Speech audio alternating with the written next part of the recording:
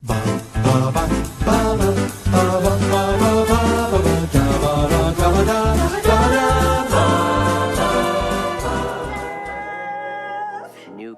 Alan Pearl. I have a very lazy eye, which these prescription glasses help. Libby. I've been working here at the DQ for about,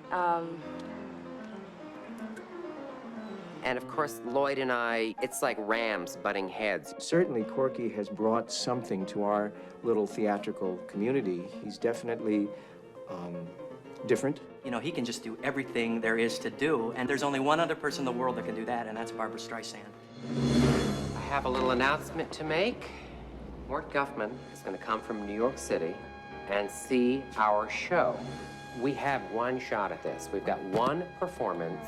With Mort Guffman coming to town, we need to hitch up our panties and run.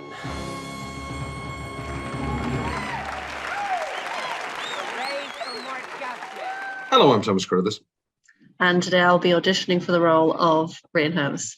I really am enjoying this, Rhian, this new gimmick that you started. You gotta keep it fresh. You gotta keep it light.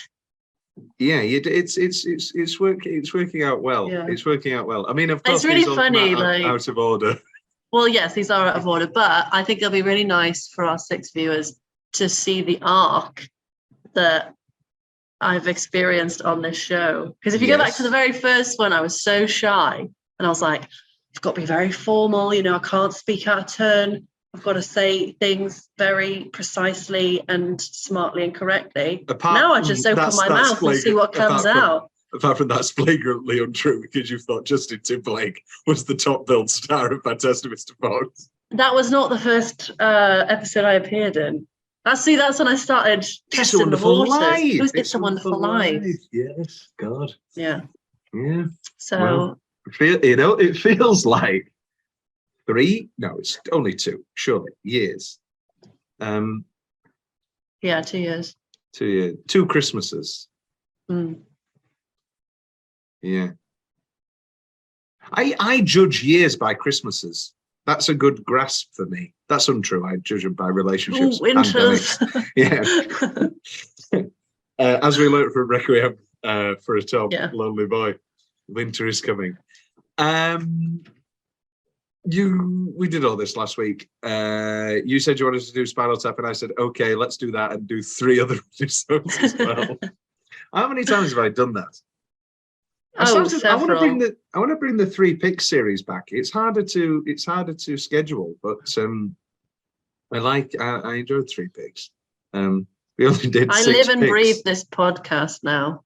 I have no time for anything else in my life. Let the record show, Miss Holmes, that during the Finchathon and there was another pandemic. Well, no, it's all one pandemic. But there was another lockdown, and you said, I just want to say genuinely, thank you. These have been really good. So it all comes back. We can see how my character has developed since then. This is my success story. Or my downfall. But I think I don't want to speak for you. I think this is a happy endeavor for you. This is a happy endeavor. Well, we've got a cheeky double bill, some behind the scenes insight. We're recording this in another episode, and I can safely say I very much enjoyed both of them. Oh, that is wonderful. That is wonderful. Went in for Guffman. Probably my favourite of the Christopher Guest movies. Kind of by default, because it so is attuned to everything, everything I love. I mean, I had the opposite experience, I think, because I loved it, but also it was inhibited slightly by the fact that I felt way too seen. And it just made me think of every god-awful Amdram endeavor that I've made my family traipse out to see. And then go, you were amazing afterwards. I've had a couple of experiences now. Watching, like my ex came and saw me in a panto, And when you're in it, you think, "Oh my God, Mm. this is as good as transfer me now to the Winter Garden Theatre." You've seen the SNL sketch where they do the budget version of Legally Blonde, but it's their it cuts SNL away to them sketch? behind this. Yeah, so it was the original meme, and then they made an SNL sketch about that meme, and so it cuts away to them in the dressing rooms, and they're like, "Do you think middle school shows can go to Broadway?" No, I've never seen this. It's incredible. Is this on one of your planes? On your plane No, reruns? no. Is this on YouTube.com? This is free on YouTube. It's in my playlist for sure. But is it in your American favorites. playlist? There is an SNL. There is a different No, I watched this years ago. SNL. I'm gonna find it. Legally Blonde musical skit. It's like A.D. Bryant. Yeah. Okay. think See, Melissa. it's not officially uploaded. It's illegal. Illegal? Illegal. I know. Wow. It's right next to the Little Wren, which is great until Amy Schumer shows up. Like most things. Apart from Bros. Bros was great, and Amy Schumer was very funny. She had one line, but she was very funny. Waiting for Guffman.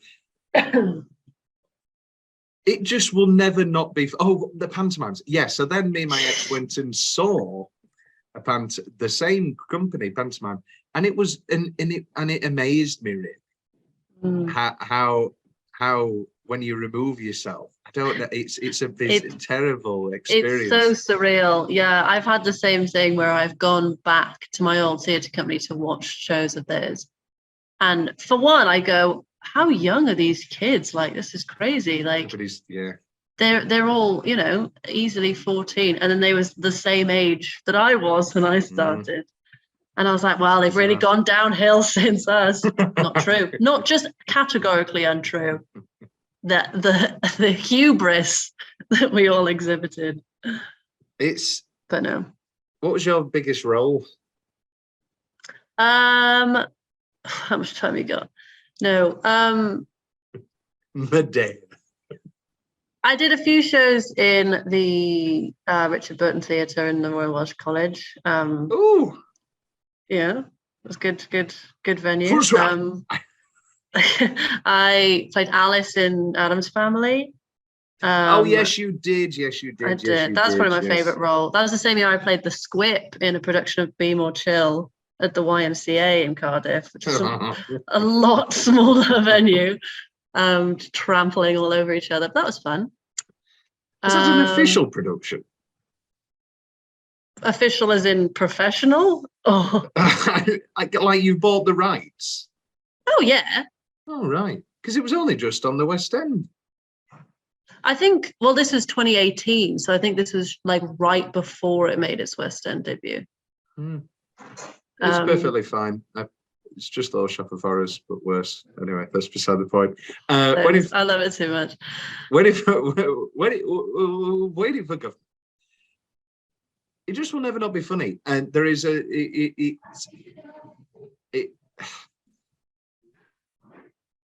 just don't know. I maybe I'm too attached. You're not gonna be rose tinted with me, are you? You're not gonna. This isn't gonna be a dragon tattoo situation where you remove my joy of that wonderful film. No, for once, no. It felt, you'll gush at this, but it felt very reminiscent of a TJ Carruthers joint, just for like the kind of like the tedium and then like. I was going to say the nothingness, but that sounds really horrible. No, but you know what I mean? Like the way you can spin a conversation and a moment out of nothing. Out of nothing. But you know what I mean? Like the style of this. And then sacrifice it all for a cheap gag at the expense of the remains of the day. I mean, is that not this film to a T? I know. Exactly. You're coming to, we're talking like Martin Scorsese, but you're coming to everything after the fact. You're now watching the things that have influenced the auteur. Exactly. Yeah. But you really can tell, like the voice does come through without it being like a straight, like rip-off. Yeah, I just don't. I can't remember when I first saw it. I can't remember. I got all three of the DVDs. I'd see Spinal Tap before, but then I got Best in Show, Waiting for Guffman, and A Mighty Wind DVDs all at the same time, and just watched them all on one Sunday. Wow. You know, it's just like Actually, no, that brilliant. does not surprise me in the least. And now it becomes a case of like a troupe of actors, like Best in Show, Mighty Wind, and Waiting for Guffman, and Mascots later, all share a lot of the same actors, like Catherine O'Hara's in, and for Your Consideration, which is the lesser of the bunch. But like Catherine O'Hara is here to stay, Fred Willard's here to stay. I mean, it's just a brilliant formula, and like they're so in tune with one another, and that you could place these like archetypes in a variety of situations, and it will just continue to work. I would also very much like to see just more of this like setting, and Blaine. you know, well, maybe Blaine, yeah, but also just like amateur dramatic societies where they're all like not very good. I think it's an untapped medium that I would like to see. You know what I think? Maybe I guess you'd call it narratively. I guess you call it character space. I guess you call it structurally.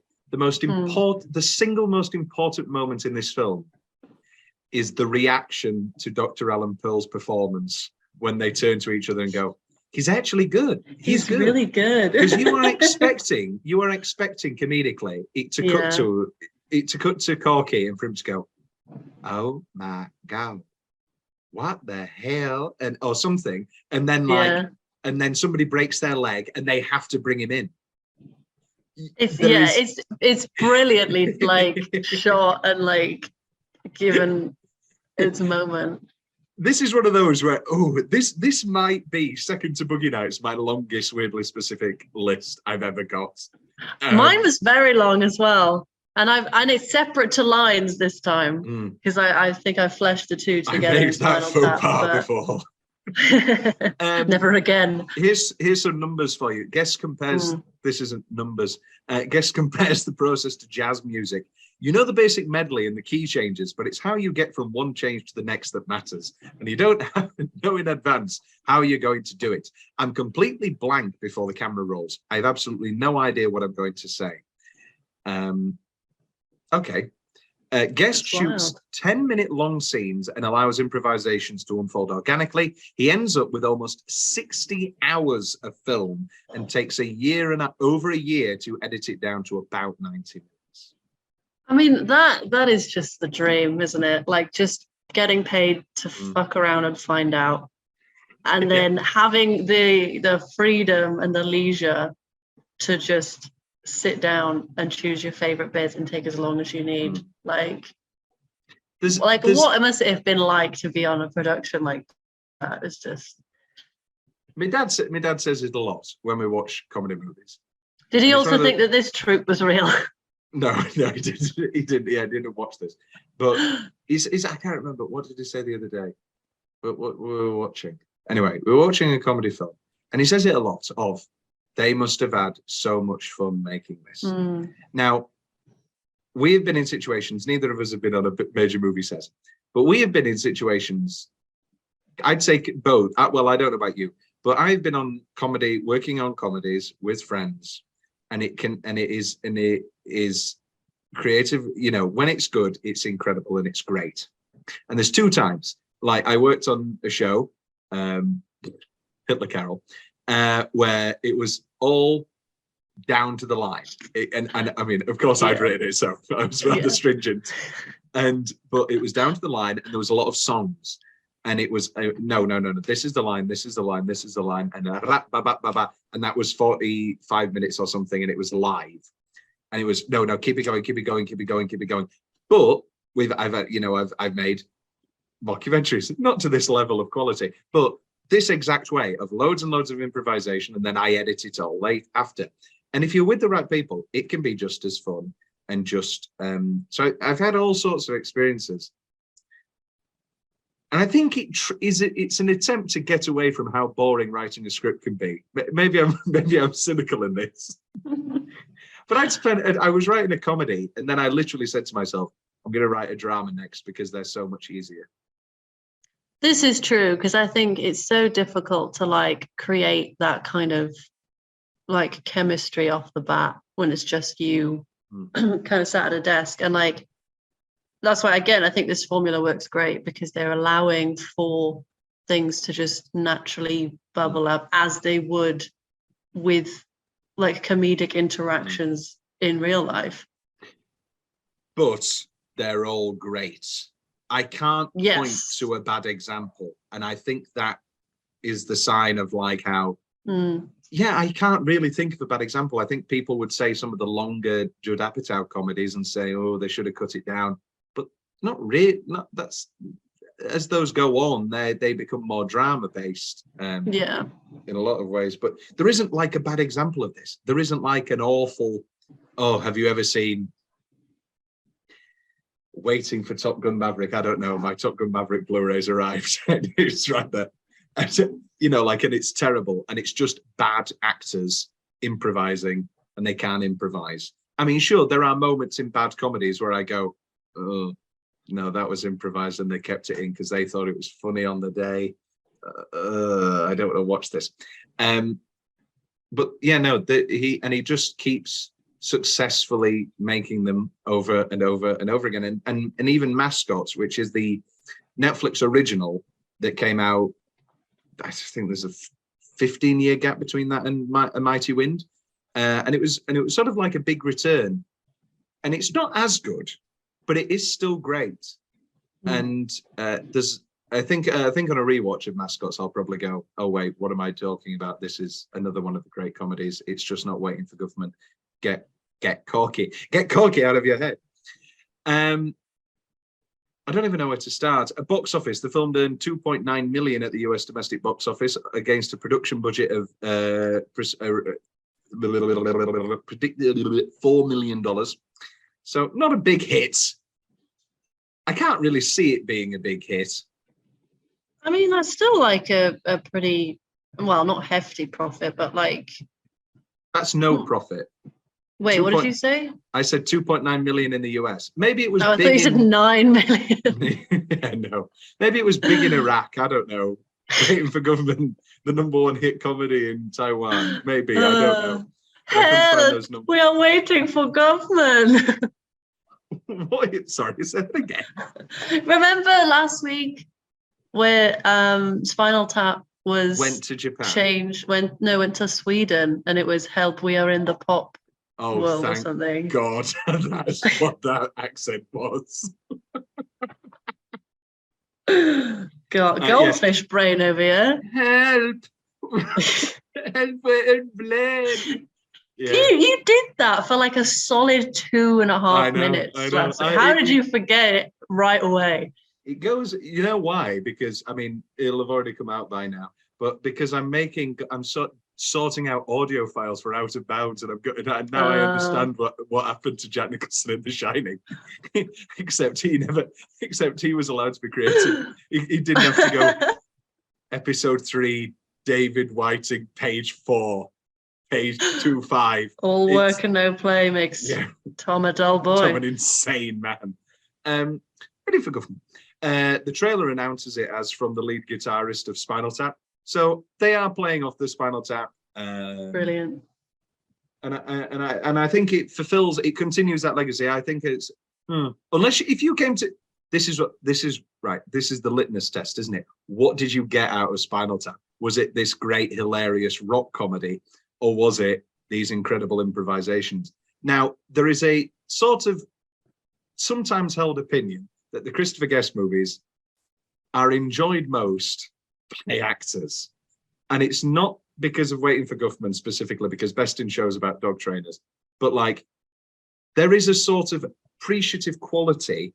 I think I could have shown this to a lot of people and they'd find it funny, but there is an appreciative quality. And as you say, this must have been so much fun and all that sort of stuff. Yeah, and that translates for sure. And I think, like you say, you can appreciate like the skill and the technique that goes into what feels very, natural and spontaneous. But like that's years of good good Technique. schooling behind them, you know.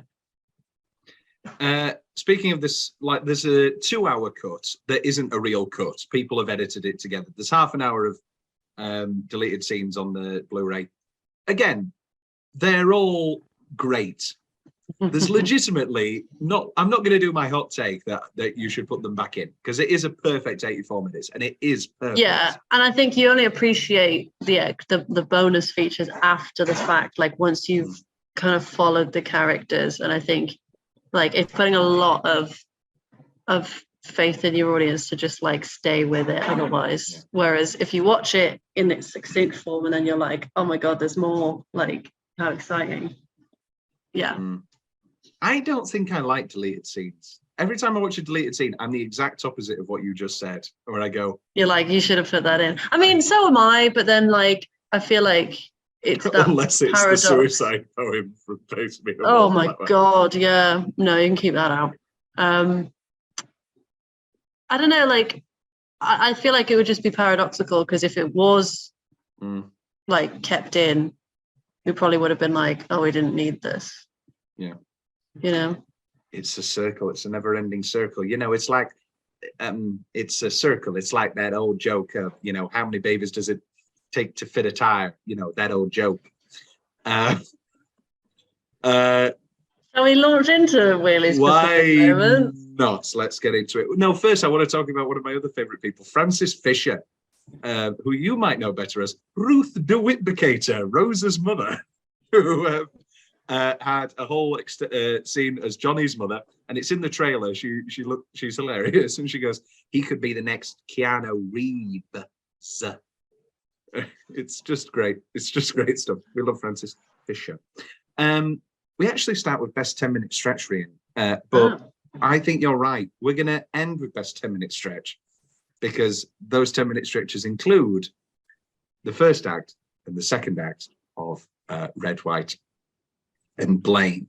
I want to talk about one 10-minute stretch first, the audition sequence. Now, yes, is this the best 10 minutes in the film, or is it Red, White, and is it first act or second act of Red, White, and Blaine? I mean, they've built the anticipation of Act 1 and 2, so like you can't. It gets to the point where you can't wait to see how much of a train wreck it is.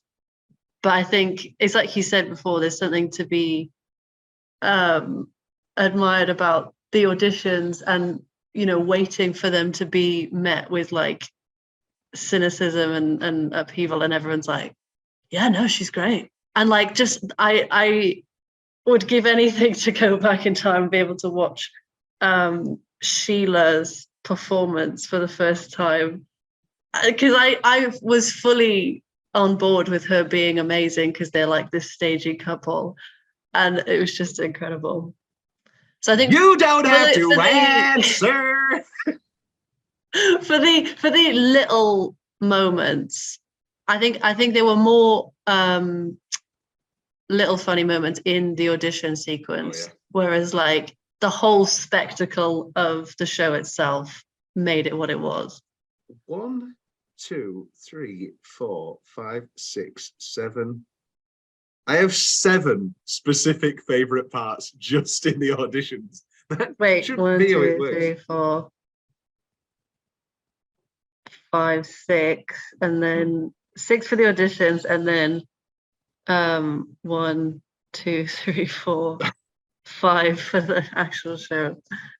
Well, we'll see what they are. We'll see how many. So we start with Livy doing Teacher's Pet, the wonderful Parker Posey. Doing Teachers this wonderful Doris Day song, but trying to make it sexy. I'm sure she thought, oh, this is going to be like Chicago. I kind of good choreography. My first one was I'll be doing a scene from Raging Bull. Oh my god, the funny, quite legit. Well, no, I was just going through the main auditions there, but the funny, legitimately, I was sat alone. I've seen this movie 50 times. I laughed aloud alone at I'll be doing a Super Rich Bull. I laugh every time. It's the funniest thing. It's one of the funniest things I've ever seen. Did you fuck my wife? What? Did you fuck my wife? What? Who do you ask me then? It is legitimately one of the funniest things ever put to screen. I imagine that's what you look like when you're trying to see if a scene reads when you're working on a script. Maybe. Yeah. Did you fuck my wife? Is absolutely knockout. You haven't seen Barry, have you? No, but I know No. of it. Barry's excellent. Bill And there's Hader. a scene, Bill Hader. There's a scene in the first series where Bill Hader gets given the scene from Glengarry Glen Ross, one of the big shouty Alec Baldwin scenes, and he reads it. Okay, no, put that coffee down. Coffee's for closers. Okay, so I'm here for Mitch and Murray, and incredible, absolutely. You want to make me laugh? Take a famous loud shouty scene. Every day I wake up and I wish you were dead. Like, if I could guarantee Henry would be okay, I hope you get an illness and get hit by a car and die. I'm sorry. Great stuff. Yes, Libby doing Teacher's Pet, then into the Alan Pearl medley of TV themes that starts with I Dream of Jeannie. I dream of Jeannie into Look Out. The Countdown Racers sing their Sing song. the song. I've got, again, Look Out as a specific favorite part. And then back into I Dream of Jeannie. Oh no, sorry. Into way by way down upon the Swanee River. Oh God, I don't think I need to ask the boring Tom's question of what's your favorite audition, because the best audition is Ron and Sheila Albertson doing Midnight at the Oasis. And I love their little warm up at the beginning. They're just like, Again, do, and then suddenly we hear this ding dong. Ooh, I wonder who knows I'm vacationing here at the Oasis. And then again, the dialogue continues. Sheila mouthing her lines to Ron. Are you surprised? Are you surprised? And just Corky's joyous face. He clearly loves these two. They're always going to get a role. This audition is just so that they can test out new material. And it is those perfect archetypes of, spoiler alert, they don't go anywhere. And of course they're not going to. But these like small town, best hometown actor heroes, yeah.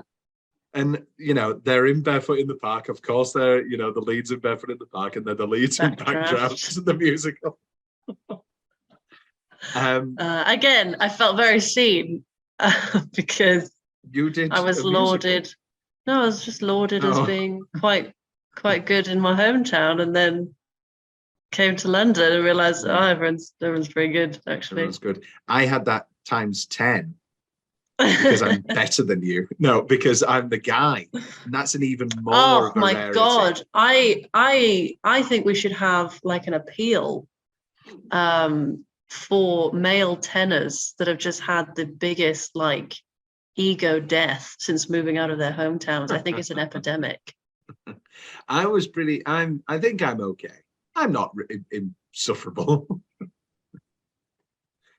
She's doing some wonderful mumbling. And then, the Midnight at the Oasis, a great song anyway, but done as this sort of musical review number.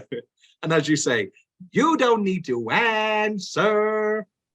Definitely, do you have a favorite character? I mean, it's probably obviously Corky, but then it is obviously it's hands down Sheila. Hands down Sheila. Hands down. Just like Sheila, I mean, as an anxious but loud woman, she resonates with me. And just like best supporting actor, her Fringe as a kid. Right. Maybe this is mean. Maybe this is me, but I've put this in What's the Change. Why does Catherine O'Hara have the haircut she should have had in Beetlejuice in this movie? It's when, do you know what it is? It's when she then has the wig on, the blonde wig, and it's still there. Oh, You haven't brilliant. watched There's Something About Mary, but there's the whole famous gag in There's Something About Mary about Cameron Diaz with the jizz, permanent yeah. hair, yeah. And it is just that hair. Oh God. Yes, no, the auditions, and as I say, yeah, the moment where they react to Dr. Ellen Pearl. Who's your second favorite then? Probably. Oh no, I know absolutely. It's Mrs. Allen Pearl. Just for her cutaways in the Minnesotan twang.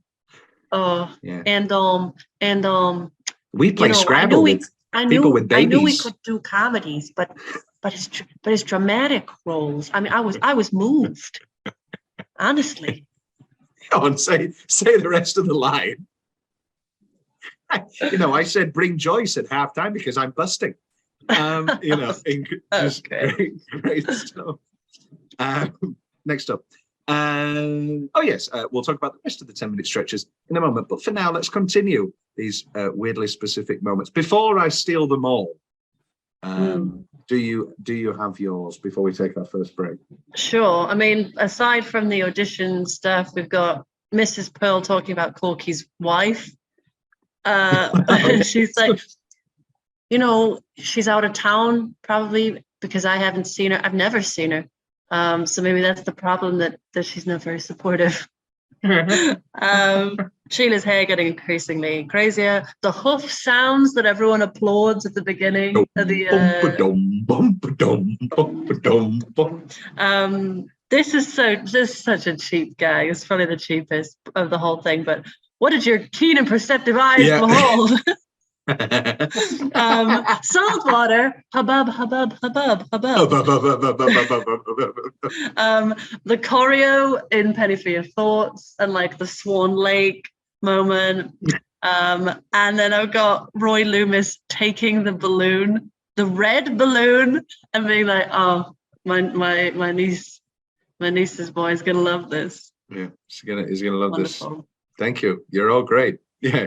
Do you think we can go to Broadway? Yeah, definitely. Yeah. Oh, wonderful. Do you want to meet the cast? Yeah, sure. Yeah, so they were great. Yeah. Okay, we're going to take our first break, and then we'll be back with my, I think the term is laundry list. Okay, here's some list specific favorite parts.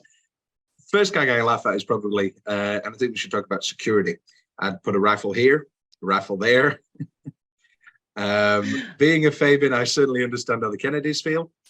The face that Corky makes when when barbecue sparks get on your nose, and that little face you make. Ron talking on the phone about Montezuma's revenge. Adult diapers should never enter the situation.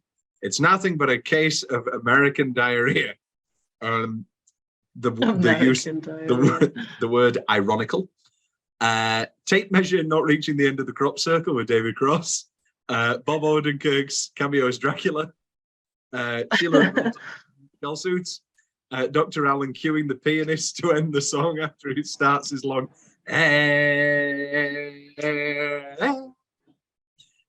The elements, as Dr. Sherlock said to Watson, are coming together, sir.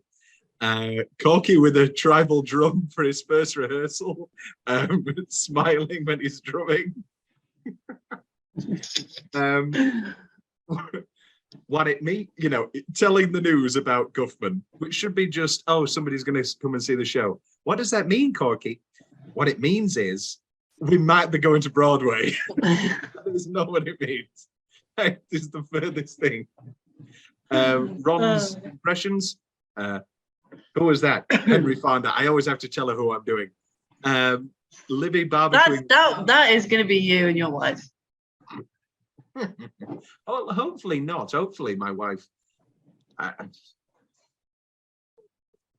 I'm looking at a Mad Men box set right now. She has to like Mad Men. Yeah, but you need to cut down your deal breakers to maybe 5. And that includes movies and TV shows. That's a stretch. The no, because your taste is so eclectic that Yeah, I can watch a few things alone. Okay, I'll tell you this. Why not? So I had a dream last night. So my new biggest crush is Catherine Newton. Absolute god. Oh yeah, you bombshell. told me about her. Absolute knockout. She is in series 7 of Mad Men. And I had a dream, this is true, that I was on Late Night with Seth Meyers, and he asked me about how, and of course you love Mad Men, and Catherine Newton, your wife, yes, my wife Catherine Newton, she gets an applause because she's won her Oscar by now, and then they, and they all go, so does she? Oh, she lets me watch it. But then I was thinking that joke doesn't. This is a fake dream because Catherine Newton's only in like 2 episodes. She'd be fine with it. And then I started thinking, what if I married Kanan Schick, who is obviously in the whole show as Sally Draper? Yeah. Can't believe you've bumped off Catherine Newton just so you could have that gag on Seth Meyers. And this was in my dream. This is my subconscious working to get doing overtime. I would never. Catherine Newton. Can we do the fun game of who's Catherine Newton dating? No, Sure. She's not dating any. Well, who knows? This comes out a year and a bit later. This is why we need to get me into the movie industry, not to have a successful career. Just to meet people. I had this conversation with friends, and I was saying how I want to be famous, and I don't see any other way to be, just for virtue of like getting cool stuff and meeting cool people. And it was Asa who said to me, you wouldn't handle being famous, you can barely handle being average. Back-to-back episodes, Asa has knocked out incredible one-liners. Honestly, get them on the podcast. Yeah. Are you sure you're currently living with B. Arthur from the Golden Girls? Catherine Newton is potentially single. This is great news. It's something of a mystery, her dating life, as of February 12th, 2021. Okay, this is fine. We can work with this. Yeah. And you know what? With some right munters as well, so See, there we go. And long game. She's in the Ant-Man series, which means the biggest news of all is that I finally will get to be with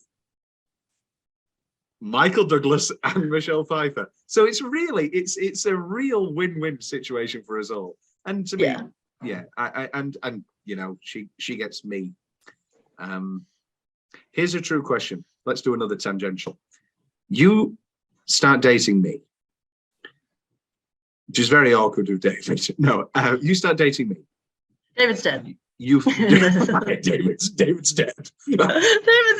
David's dead. Do you know I've actually had this is another tangent on the tangent. I've had like an anxiety vision of David's death multiple times, but specifically our conversation and how would we navigate that without immediately talking about Big Brother? Well, that's how we'd get through. That's how we'd cope. Yeah, that is how we'd cope. And then you'd get angry and you go, it's been 5 years. We haven't talked about it once without you doing an Angie Bowie impression. Do you not think it hurts me? I don't want to know what Tiffany Pollard thinks. I want to know what you think. I want to know your thoughts on your friend dying. Anyway, so. What were we talking about? You dating me? Proposing Catherine Newton. Oh, me dating you. Yeah. So, hypothetical. You start dating me. So, do you listen to the podcast? I don't listen to it now. No, I know, but like, what an incredible way to find out about somebody. Wait. Like it's so blind date. It's blind date. You in this fine, then let's not make it you. Let's make it hypothetical. Let's make it future Dame Catherine Newton. Catherine Newton finds me and Catherine Newton get set up by our good friend Michael Douglas and Michelle Pfeiffer. Would you listen to somebody's podcast?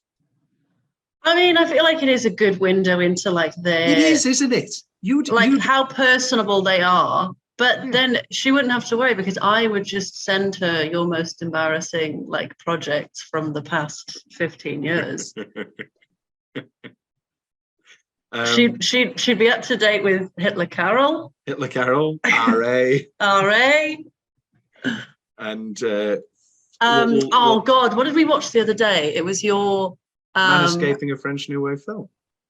No, Overture. I didn't tell you that I'd watched it. It was the ATA 5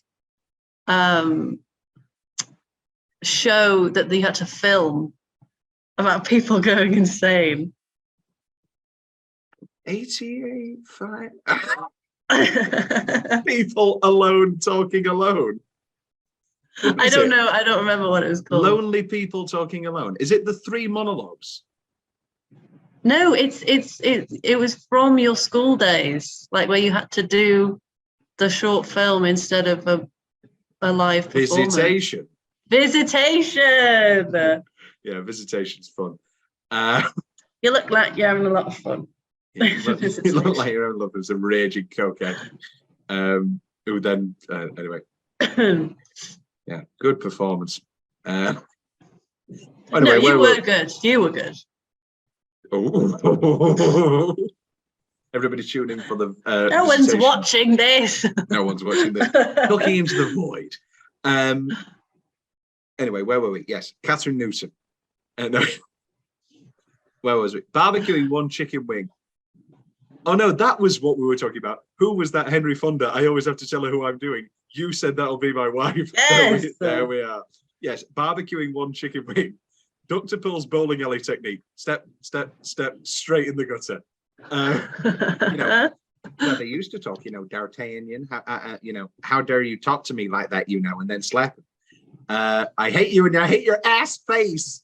The trumpeter also being the timpani percussionist and the glockenspiel percussionist. I mean, it's just a staple of orchestras, no? No, surely not. There's a trumpeter and a timpani. Like, people just multi-roll, but I guess because they're so like such wildly different instruments. I marveled at how they had like such a high budget band, and then these are their actors. Yeah. Big fat juicy hot beans. Don't get me going on beans. Corky chasing Libby. Just one kiss and chasing it.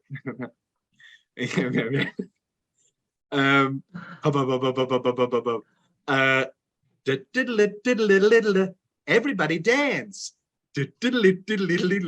The shuffling off backwards after the stool scene. Oh my God, with the mayor.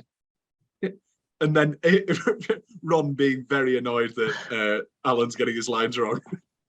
And yes, I was always that person.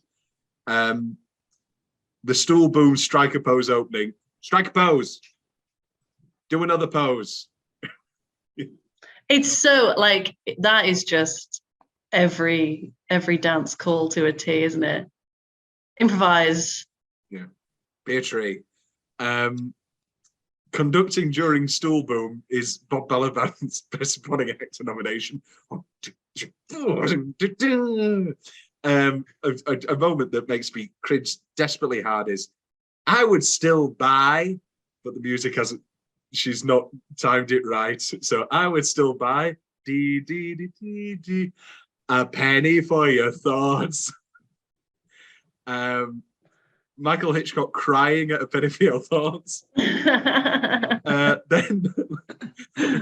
Ron and Sheila in Hollywood. Don't you think we should have a line dancing? We should be line dancing. We should be line dancing. Corky talking about how to do a Cockney accent, you have to drop the H's, and his example being ooh. Hello, ooh. My dinner with Andre and action figures. And action figures for Das Boot, that whole German thing. I can't speak German, but that whole, barnyard animals kind of thing. And then this is my Big Head series, Anthony Michael Hall and Andrew McCarthy. Oh, brilliant. My dinner with Andre action figures is such an incredible... Oh, you can always get a reservation. It's not the real dialogue, but, you can make up the dialogue. Let's have fun of action figures. I'm guessing you have no idea what My Dinner for Andre is. No. It's a 70s movie where 2 people sit and talk for a whole movie. Great joke. Nice. You did your specifics first. I did. Let's do more single minutes before we get to the before we go back on ourselves to Sure. best 10-minute stretch. I've put here meeting Corky. We haven't talked about Corky enough. Corky St. Clair, performed by Christopher Guest, this outrageously flamboyant ex-New York dancer. I know. I just know him. And that's the virtue of it. You know, they worked in, you know, on Broadway, or in our case, the West End, and now they're back. Now they're teaching drama, and now they're, you know, trying to make the best of their drama productions. Meeting Corky, yeah, perhaps a construction worker or a man who works on wires with a hat, the sweeping sort of hat with the chaps. Talking about the Blaine History Museum, and that was when the stool boom happened. And Blaine is, of course, the stool capital of the world. Meeting the Albertsons, where we have the first glimpse of, you know, people think it's ironical that we're travel agents, but we've never been out of Blaine. Well, that one time. Well, yes, one time to Jefferson County. It was a medical reason. Small surgery. A minor surgery. And Sheila's face. So what is is Sheila not happy? Because she always gets shy when she brings it up. I couldn't tell you, because at first I thought it was like an enlargement. And then he talked about... No, it's way funnier than that. It was a reduction. I know what you're going to say. It's not real. I know what you're going to say. I had most men's dream. David Cross is the UFO inspector, talking about Blaine. Blaine has 5 letters, and if you mix those around, eventually you'll get Nabali. Meeting Dr. So Alan good. Pearl, talking about his father Chaim, talking about his popularity in the Yiddish theatre. Bobby made a kishka. Yeah, incidentally, that was where Bobby made a kishka came from.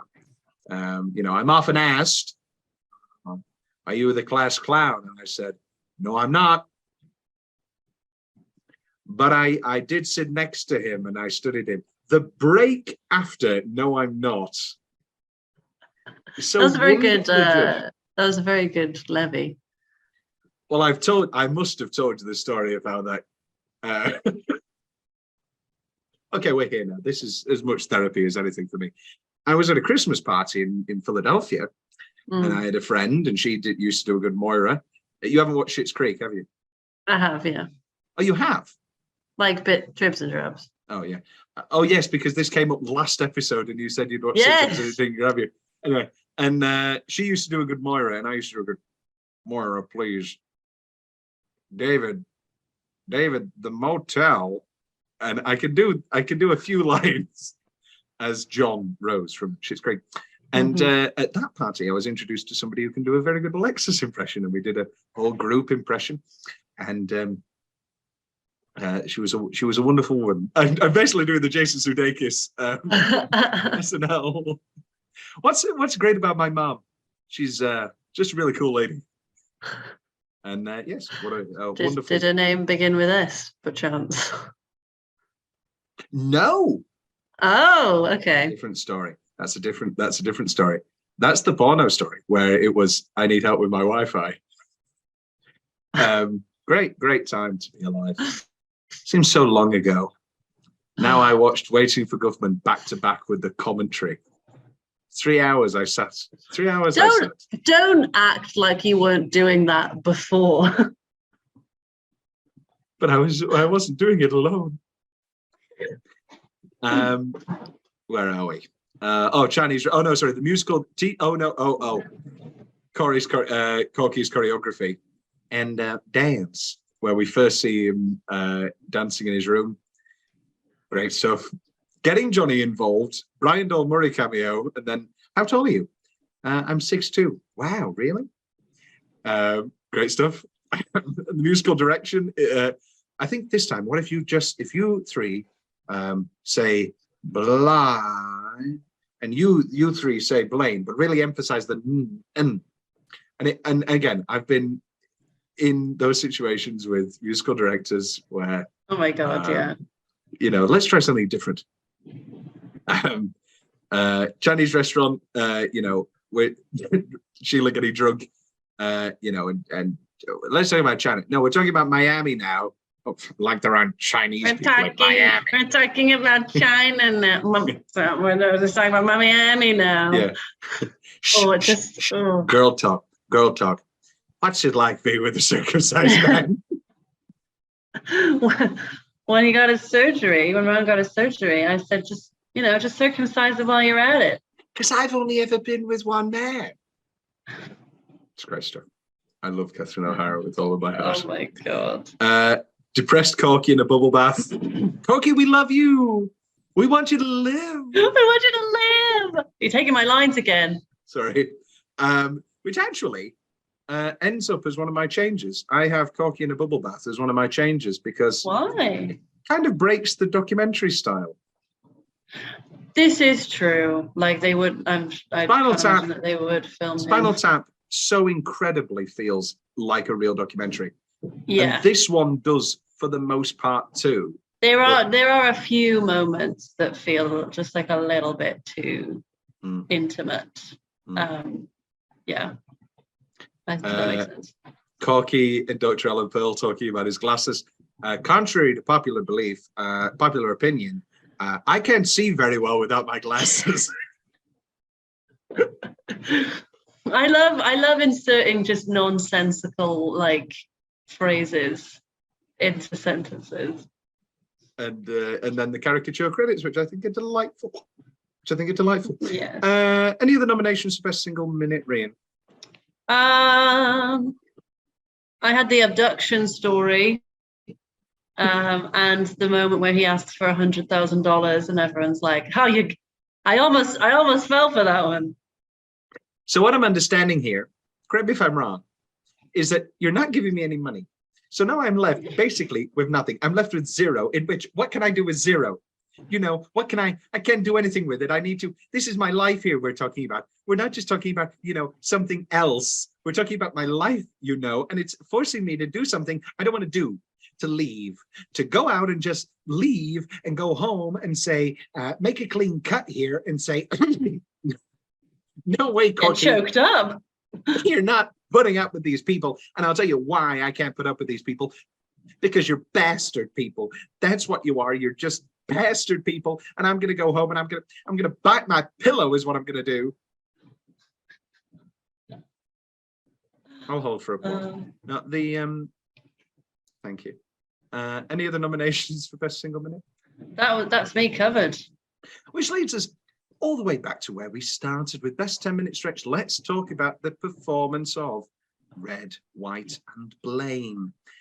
The overture, so wonderfully overwrought and overdone.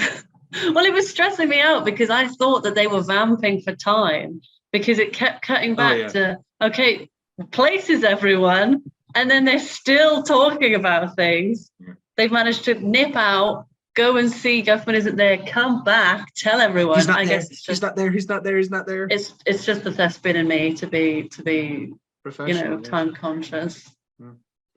Half hour means half hour. Yeah. Well, actually, it doesn't. It means 35 minutes. That's a little trick of the trade for you. Places actually means you've got 5 minutes because they know that actors are terrible people. Jigs. That wasn't scripted, ladies and gentlemen. We could be in this movie. We could. I could. I've got the chops to work with Christopher Why? Guest. Oh, sorry, and you. I'm telling you, we'll do it. That can be my next project after Out of Bounds takes up 4 months of my time and goes nowhere. So we'll do that next. Leading into the Covered Wagons number, which sounds exactly like Under the Sea. It's got the but then it goes into something else. Maybe it's just me. Which of course has, you know, steady and him falling, and you know what is it my keen eyes perceive? Great stuff. Into the highlight of the show, of course, being the stool scene. Into the narration. We all know politicians aren't used to keeping their word, which I find very funny. Don't know who wrote that. I don't know where the corky is. Anti-establishment. There's another line that the narrator says that, again, like, you don't expect it to get such a big laugh, but it does. It's gonna big, juicy hot beans. No, Don't get me talking one. about beans. It's great stuff. Into, of course, Stool Boom, which is legitimately an incredible song. Yes. Here are a few lyrics for you. Oh, we missed the lyrics on Covered Wagons. Grab your fella by the hand, welcome him to the promised land. Grab your lady by the arm, take her out behind the barn. By the pool, in the school, by the fires of Yule. It's the rule. There's a stool. Stools are where once upon a time you'd find a chair. A chair's for fools. Everyone wants stools. Stool boom. From the parlor to the pool room. We're the center of a stool boom. Everyone knows our name. You all drool at the splendor of these magic stools. It's the rule. Everyone is a stool. Just 3 legs. It's the thing for which a monarch begs. Maybe my favorite line. Hock your jewels. Use the money for stools. That's the one of my my top picks. Hock your jewels. Do you want to know something, Rhian? These songs are written by Michael McKean, Harry Shearer, and Christopher Guest, who you might know as Spinal Tap.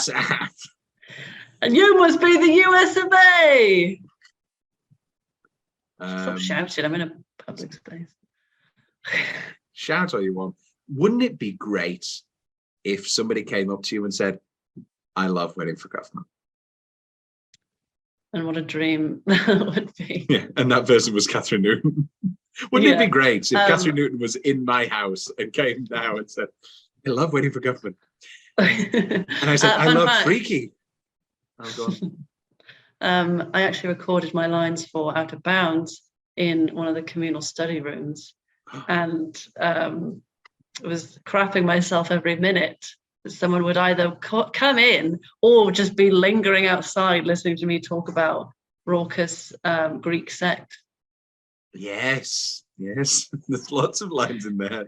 Tune in. Will it be out by the time this is? Maybe. Technically, if all goes to plan. Hmm. Or maybe we ditch it. Maybe it's too bad. Maybe it's awful. All the work goes to shit. Watch this space. Watch this space. Hannah plugged it on the Into the Woods one. I said, I don't know what podcast you're on next. She said, yes, but I will be in Out of Bounds. Second act, starting off with the romance scene and Penny for Your Thoughts, which is just a beautiful, beautiful song. Beautifully performed. Did you ever have an awkward age gap in your oh yes, we had our production of Annie.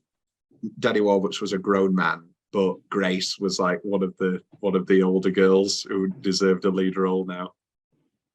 Oh dear. I think I was in Footloose playing Ren's aunt. Oh, what a good role. I was did they do the version with I'm becoming a mime? No, she didn't feature. It was just his mum and Reverend Shaw's wife, and I was just heartbroken. Her name's Vi. Oh, right. My wife. My goddamn wife. But no, bottom line is I was 16 and I want to say my husband was like 30. That's always but, good. You know, we didn't actually do nothing. Did you still get to sing Have I Done the Right Thing? I'm gonna stop you there. I got to sing nothing on my own. I did On Any Sunday We Will Be Amazing. I didn't even get to dance until the end.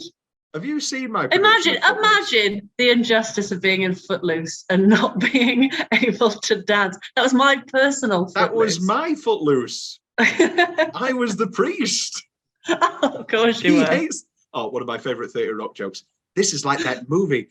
This is like this is like that movie Footloose, where those evil people try to bring dancing back. Maybe I'm saying it wrong, but that's the gist of the joke. We should watch my version, my production of Footloose. It's pretty good. I don't like the Mars song, so we'll get to that in changes. 3 months later. What song? Mars song. I don't remember that. Nothing ever happens on Mars. Oh, nothing ever happens on Mars. Yeah, I didn't even write like it down in soundtrack corner because I wrote a bullet point for it and then I just left it blank. Yeah, no, blank. I don't like it. Originally, there's another song called Nothing Ever Happens in Blaine. Oh. This is a bit like how Rosa's turn originally was, like Mama's talking loud, Mama's doing fine. There was a song called Mama's talking quiet, but now they cut Mama's talking quiet. So halfway through Rosa's turn, she just goes, Mama's talking loud. Oh, it's great stuff. 3 months later. I think sorry, I was just gonna say I think Nothing Ever Happens in Blaine would have been too self-aware. Do you? Yeah. Because What? in their eyes, it's the best place in the world. Yeah. Okay. Yeah. Yeah. I can see that. Yes, it would break the reality. And then I have also got here as best 10-minute search 3 months later, Miami, where he's now. That's so bright. Where he's doing, Baba took a yishka in the in old people's homes. Hollywood for the Albertsons. Oh. It's so sad. It was very sad. There is a part of me that wishes it had a happier ending. I don't think this is the movie for, a solemn. I think, do you know what I think should have happened? Like they all go out and do their own thing. And then they realize that Blaine is the place for them, but not in a resigned kind of, tried it and it didn't work out kind of thing. They each decide, yeah, I'm meant to be in Blaine, the best town in the world. You've seen everything, and then that's still home. Yeah. Rather than it be we made it, but we're all just a bit disappointed. We're all disappointed. But it does, of course, give us Corky in New York again, with his Henry Higgins audition lined up. And do you know, we didn't even mention the fact that Henry Higgins isn't Cockney, and he's been practicing a Cockney accent. It's good. Oh, that is good. Tries to speak better.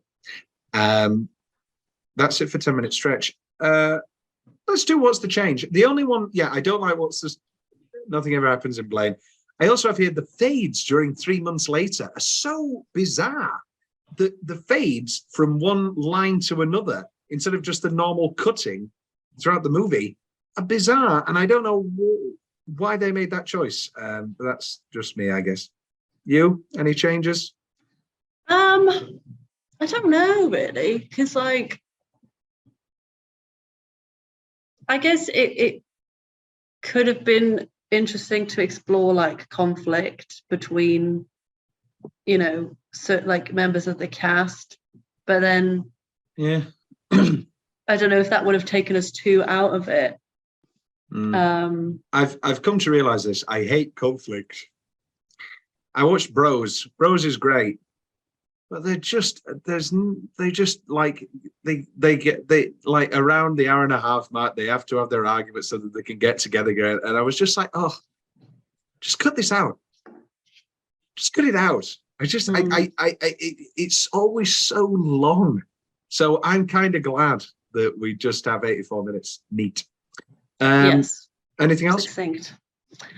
I don't know, because I found that there was less build up to the actual show than I was expecting. It does kind of just the show. Yeah. And obviously you have it meets the basic criteria of this, is the conflict. This is the obstacle, and now we've resolved it, and now we're going to go do the show. but it's like Corky leaves and then they find him and bring him back relatively quickly. Yeah. So maybe, I don't know, maybe more of like a focus on what they were doing without the show, or like how they banded together to kind of bring him back, or even like more like little bitty problems leading up to the thing of like, we've got no money. Might be quite cool. I think this is a time to bring it up. I don't know. Are you a Mr. G fan? Yes, I am. I was just thinking of Summer Heights High. And So Summer Heights High is a fine show which has three characters, which is Chris Lilly, and it's him doing three different characters in Australian high school. Jonah, one of the most unfunny things I've ever seen in my entire life. I've never found Jonah funny. Never liked him. That's the only one I haven't. That's the only spin-off I haven't seen, because I've seen Jemay, which is great. Yeah. No, yeah, I agree. Yeah. And Summer Heights High. And in Summer Heights High, there is the character of Mr. G. It is, as a devotee of Mr. G.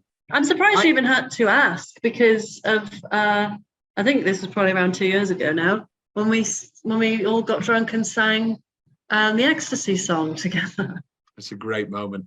The smell of life. Oh, incredible. I'd be alive if I took the advice. I could do Mr. G all day. I don't want to come in with a hot take that Mr. G, because this is the thing. When I talk about Mr. G, I'm talking about Mr. G, the movie, which is the 1.5-hour edit that somebody's made of all the Summer Heights High stuff, and it's just Mr. G, the movie.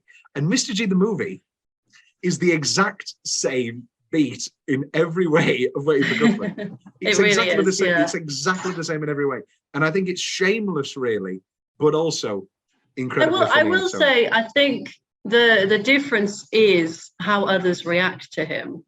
Like, because you've got the other teachers in the school that kind of like, you know, tolerate him or like dismiss him as just, oh, he's one of those, you know, creative types, is a bit kind of eccentric. And same with the students, Gregson, like they. Mr. Gregson, I cannot give you $100,000 for this production. You cannot rip up the pool. Oh, I'll do this fun fact now. Don Lake, who plays the Blaine historian, was originally cast as the principal of the high school, who had problems with the rehearsals taking up the basketball team's floor. So when they cut out that character, filmed the historian stuff, but they'd already filmed the performance of Red, White, and Blaine, including his intermission interviews, which is him as the principal. Wow. There you go. And it still worked. Look at that. Still works a treat. You know, Mr. G, the movie, the edit is a perfect film, but it's not a film, and so I would but it is perfect in its own way.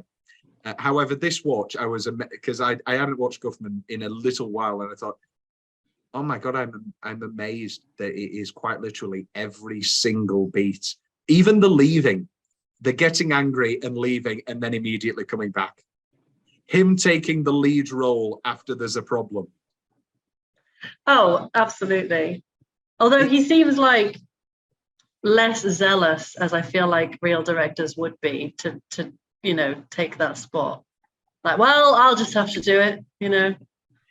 This is a whole thing in everything, because that's how they do it in the producer's musical as well, is that Roger Debris has to take the lead role as well, and they get rid of the character of LSD.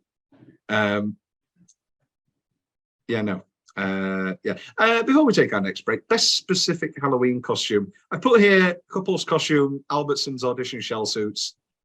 Yeah. I like the blue mechanic suit and with the American flag cravat that Corky wears. And then, of course, orange shirt, grey crop top, sweater, and jeans for Corky again. You're forgetting the best one of all, the narrator, as he takes off his cowboy hat to reveal the little American tiny flag, little American fez. Fez. That is pretty great. Do you reckon we can do a quick fire lines back and forth in the 3 minutes we have remaining on Zoom? Okay, go. You go first. You know, we could, with everyone to blame, we could get that down to 3 or 4 minutes. Oh, you're taking mine already. People, we consider ourselves bicoastal if you consider the Mississippi River one of the coasts. Blaine became the stool capital of the world. Here's the remains of the day lunchbox. Kids don't like eating at school, but if they have the remains of the day lunchbox, they're alive. He's trying to get me to change my instincts, or at least ignore them. My production of Backdraft was what really got them excited. This whole idea of in-your-face theatre really attracted them. The conceptualization, the whole abstraction, the obtuseness of the production, to me, was what was interesting. Didn't cry this much since the day we got married. He can act and he can sing and he can dance. There's only one other person in the world who can do all that, and that's Barbara Streisand. Lloyd is a music teacher and he shops at Walmart. He doesn't even support the town. If there's an empty space, just fill it with a line. That's what I like to do, even if it's from another show. I've heard of Mars. Where's that?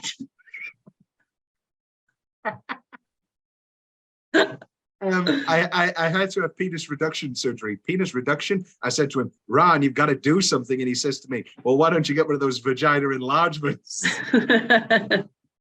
My last one is, ooh. I've got two more.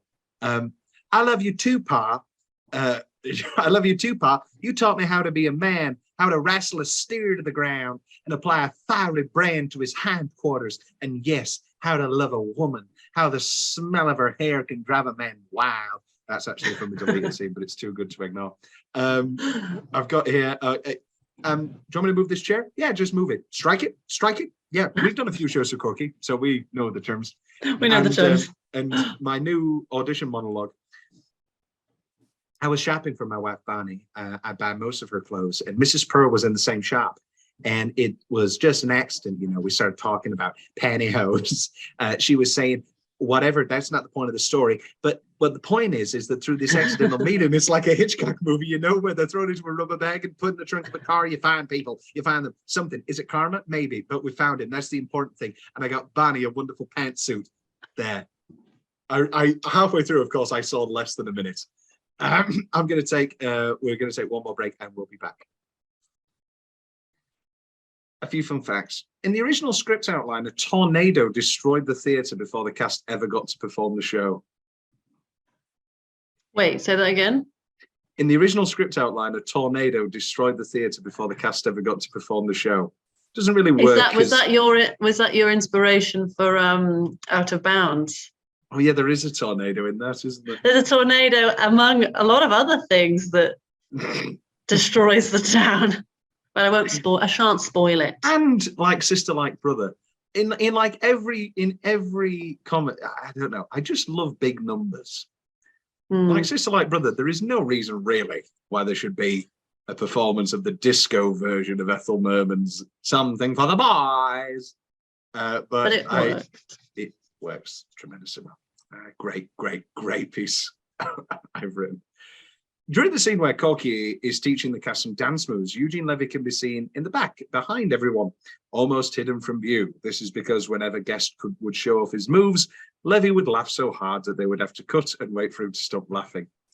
They figured it'd be best if Levy was in the back when he would not be able to see guest during the scene. A similar tale of this is Fred Willard not knowing about Dr. Ellen Pearl's eye until he delivered the line. What do your keen and perceptive eyes see?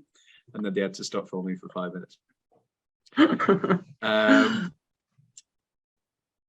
I just read that fact out. Wonderful. I know, I'm good at that. That's it for fun facts. Tagline rundown. There's a good reason some talent remains undiscovered. Well, that's not fun, is it? It's just sad. I didn't know where to put this, so I just put it here. I guess I could put it in other notes, but whatever. Everybody loves the show. Everybody is just like, wow, this is incredible. And that is I don't know where, warming. but like, that's the thing. Like, I'm hesitant to make it a change because, like, I don't know when an appropriate point to like lift the veil would be.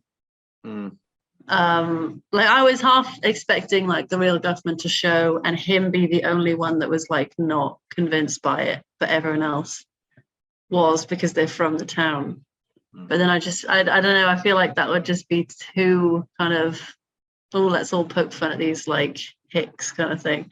Yeah, I guess. I think it was nice to not have that illusion like destroyed completely. Rather, like it was better to have him just not be there to witness it.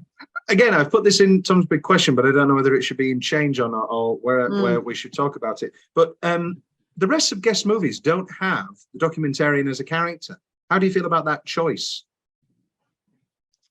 Interesting. Like there is no more Marty DeBurgi. It is just a documentary.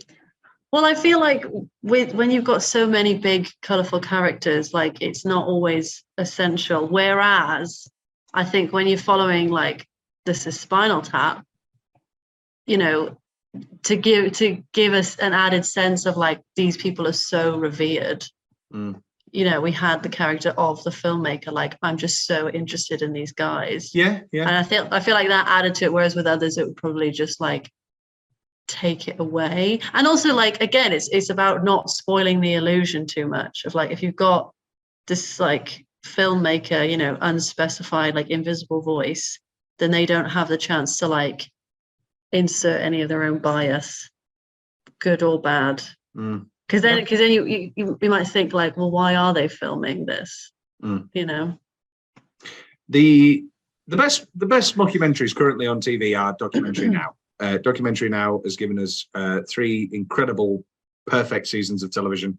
And they're currently giving us a 4th, but I can't bloody watch it unless I want to watch it illegally. Don't like watching things illegally. Let people in the UK see everything. I will buy your DVDs. I will spend money at cinemas. Just let me see things. I'm very angry I can't watch Tar, Rhian. I'm very angry I can't watch Tar. I'll have seen it by now. That's the point. That's the happiness. That's the reprieve. I'll have seen Tar and we'll have all been bored with it now. Everybody will have seen Tar and everything. What was I going to say? They love waiting for Guffman. In alternate endings, Dr. Pearl ditched his wife and baby to go to Miami to become a performer. Good line cut there. The Albertsons, so there's an alternate ending shot scene where the Albertsons aren't even doing extra work yet, and they're just sat on their porch talking about. There's a great line, you know, LA's a great place, you know, if you've got a car. No, that's what they say about LA. You don't need a car. You know, you can get on the bus, and he goes through this extensive, long bus routes. It's very funny. That does sound good. And the space in LA. It's space in LA. Space. Yeah, the space. It does have walking going for it. He doesn't actually say it that angry. He says it's his son. Yeah, and that is true. It does have walking going for it. Corky and Steve lived together in New York. So Michael Hitchcock described, that's Michael Hitchcock, and he said it started on a close-up of Corky talking, and then the camera pulled out to reveal Steve. We were barbecuing on the roof and we did a little limbo, so it was a little bizarre but very funny. Ultimately, Levy and Guest ended up feeling that some of the endings were too dark, and so the epilogue of Guffman, you know, as just said, the epilogues, of course, are the ones that we get. Rhian, on a grading scale, did you prefer this or not to This Is Spinal Tap? I've got to say, I think Spinal Tap just pipped it to the post. Yeah, ever so slightly. Because I don't know, I think it is nice to have that like duality of like, because that you can kind of justify people being so on board with them and so like enamored with them because they're men of influence, they're men of like talent, I suppose. Yeah, Because the songs are good, they're just stupid, which can also be said for a lot of other, a lot of mainstream bands of the era. So like this idea of like, we are pandering to you because you are powerful and no other reason. I think that's a really clever concept to exploit. And I think, I guess by comparison, Waiting for Guffman is a lot more wholesome in the sense of like, we just love you guys because we love the town, and like, we play pool with each other, and we, babysit each other's kids, and like, it's nicer in that sense. But I think it's a bit more like ironic, and I think the template works better for Spinal Tap. Lots of people go to the side of Best in Show as the best of them. And so I look forward to what you think of that. In the new year, after we discuss, or maybe we already have discussed, Notes on the Scandal. Still going to force you to watch that. Well, that's that. That is Waiting for Guffman. That's Waiting for Guffman. Would you rather see Red, White and Blaine live, or would you rather see Spinal Tap live? Oh, well, I mean, I know what I'm getting myself into with Spinal Tap, which is I'm probably going to see someone die. Yeah, that is true. Good bragging rights. But then again, I have seen variations of Red, White and Blaine throughout my life in the form of Bad Amdram. So I would have to go with Spinal Tap. Final answer. Spinal Tap. Rhian, Spinal Tap's correct. Yeah, you'd have to go see Spinal Tap. And also, that is a possibility. There is talk of a Spinal Tap 2. Who knows? By the time that this comes out, we'll have already watched it. Maybe, fingers crossed. And it'll have been the worst movie ever or the best movie ever. And we'll have all watched it. Yeah. That was Waiting for Guffman. I should have made a sign-off 200 episodes ago, but I never did. I never made a sign-off. See you cool cats around. Rocking and rolling. Rocking and rolling. Let me check the yellow pages. You can take this rusty hunk of tin. Da ba da ba da ba da da.